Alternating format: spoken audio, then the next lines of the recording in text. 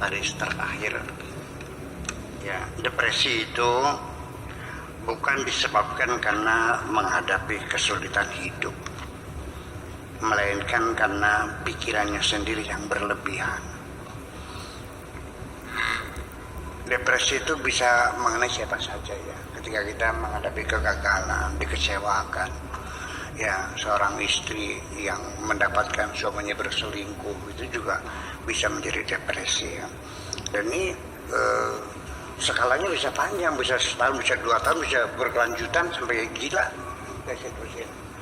Ya, tapi ketika Anda merasa ada gejala-gejala seperti ini, Anda sadar itu Anda sedang depresi. Umpamanya tidak merasa nyaman, melihat muka orang tuh nyemangit kabeh, nyebelin gimana tuh, nggak ada gairah berkomunikasi dengan orang lain. Bahkan ketika berinteraksi dengan masyarakat nggak bisa fokus. Seringkali orang ngomong dia nggak paham, bukan bodoh, jadi tidak fokus. Ya, kalau dia masih belajar, ya hambur semuanya, nggak paham. Kemudian juga merasa kelelahan yang bersangatan dan lain sebagainya. Ini kalau kita cerita di depresi memang seperti itu. Nah, tetapi dinyatakan bahwa sesungguhnya kesedihan yang engkau rasakan, kekecewaan yang kau alami itu sebetulnya tidak berlangsung lama. Hanya 5 menit sampai 15 menit lah kesedihan. Ya, kita sedih melihat teman kita kena kecelakaan. Kita marah melihat suami berselingkuh. Kita melihat anak kita nggak lulus ujian. Itu kesedihan. Itu tidak lebih, hanya 5 menit sampai 15 menit saja. Setelah itu hati kita akan tenang kembali menjadi tenang. Seperti kita punya balong, di depan rumah ada balong, kita lempar dengan batu, akan terjadi riak-riak yang melingkar di seputar balong itu sendiri. Dia bergoyang. Berapa lama? Enggak lama, 1 jam lah, itu akan tenang kembali. Nah, hati kita ini seperti balong, seperti air. Beda orang yang otaknya seorang sufi dengan otaknya seorang filosof. Kalau sufi itu otaknya kayak balong yang tenang, jernih, bening, sampai dasar balong juga kelihatan jelas. Ikan-ikan yang berseliweran juga kelihatan semuanya tenang, damai, menyejukkan. Tapi kalau filosof itu seperti sungai yang mengalir, ya. Bedanya apa? Tenang mah tenang, tapi ketika lama-kelamaan berbau busuk juga. Banyak daun-daun yang berjatuhan, lama-lama akhirnya ada binatang jatuh mati, busuk. Tapi sungai Cimanuk setiap hari ada kerbau mati, nggak bakal busuk karena dia terus mengalir. Nah, posisi saya di mana ketika Profesor Dr. Komarudin Hidayat ya, dalam salah satu virtualnya dia mengomentari Buya Shahr itu sebetulnya filosof, hanya saja seorang sufi. Lah, jadi saya di mana? Saya ini otaknya otak balong apa otak sungai? Ya udahlah, itu kan pendapat orang saja.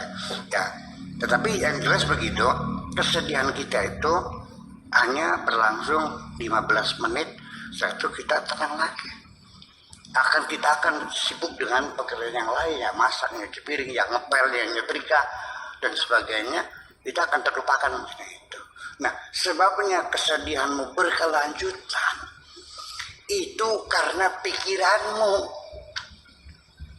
mikir lagi, waduh kenapa gagal ya, sampai 3 hari masih adul aja, kenapa gagal, salah berapa, anak saya sudah dikursuskan di Ganesha, ya kan, guru privat sekali, kok bisa nggak lulus begini? Apa otak saya yang otak anak saya bodoh atau memang nasibnya? Ini akhirnya nyalakan orang lain semuanya. Ini zaman edar, pakai uang semuanya. Akhirnya nuduh yang enggak, akhirnya kan gitu. Nah itu jadi depresi akhirnya. Ya, siapa yang mengabadikan kamu sendiri? Sudah jangan jadi dipikirin. Ya, nah makanya dalam teori Al-Quran, inna ma'al usri yusra. Setiap ada kesulitan, itu bersamaan dengan waktu yang sama ada kemudahan. Tapi banyak orang menerjemahkannya, setelah kesulitan akan datang mudahnya aja. Kalau ma itu bersama, ya. Syekh Taufik wa Syekh Tato ma'a Syekh Tato. Taufik bersama, ya, datang ke rumah saya, ya bersama-sama. Bukan Taufik dulu lalu kemudian besoknya, enggak, bersama. Di mana ada kesulitan di situ ada kemudahan.